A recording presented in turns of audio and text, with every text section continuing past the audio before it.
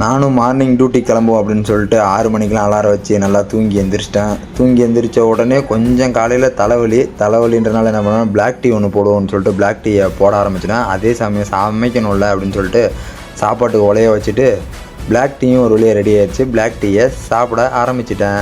ஏன்னா தலைவலினாவே black tea வந்து நல்லா தான் இருக்குது, தலைவலி கொஞ்சம் க்யூர் பண்ணுது. அதனால் பிளாக் டீயை போட்டுட்டு சரி போய் குளிச்சுட்டு வந்துடுவோம் அப்படின்னு சொல்லிட்டு குளிக்க கிளம்பியாச்சு. பேஸ்ட்டு, ப்ரெஷ்ஷு, சோப்பு எல்லாம் எடுத்துகிட்டு குளிக்க கிளம்பிட்டேன். ஒரு வழியாக குளிச்சுட்டு வந்தோடனே குழம்பு வேறு வைக்கணும்ல அப்படின்னு சொல்லிட்டு என்ன பண்ணுறது அவசரத்துலன்னா பீட்ரூட் பொரியல் வைப்போம் அப்படின்னு சொல்லிட்டு பீட்ரூட் பொரியல் பண்ண ஆரம்பிச்சிட்டேன். ஒரு வழியாக சாப்பாடு குழம்பு ரெண்டுமே ரெடி ஆகிடுச்சு. சரி சாப்பிட்டுட்டு டியூட்டி கிளம்பிடுவோம் அப்படின்னு சொல்லிட்டு எல்லாமே தட்டில் போட ஆரம்பிச்சிட்டேன். போட்டுட்டு நானும் சாப்பிட்டுட்டேன். ஏன்னா கொஞ்சம் அவசரத்தில் பண்ணது தான், ஒரு மாதிரியாக தான் இருக்கும் அப்படின்னு சொல்லிட்டு நல்லா சாப்பிட்டேன்.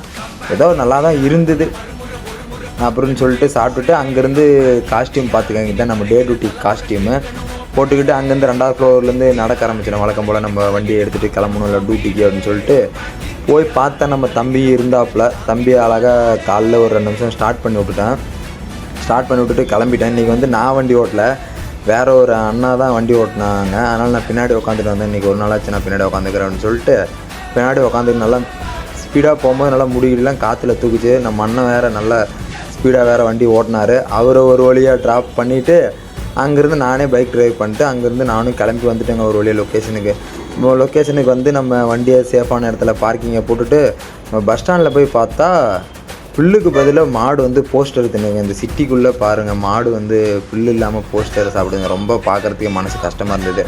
அதை பார்த்துட்டு அங்கேருந்து நானும் பஸ் ஸ்டாப்புக்கு வந்துட்டேங்க. ஒரு வழியாக நம்ம டே டியூட்டிக்கு வந்தாச்சு. இந்த வீடியோ பிடிச்சிருந்தால் மறக்காமல் லைக் பண்ணிக்கோங்க.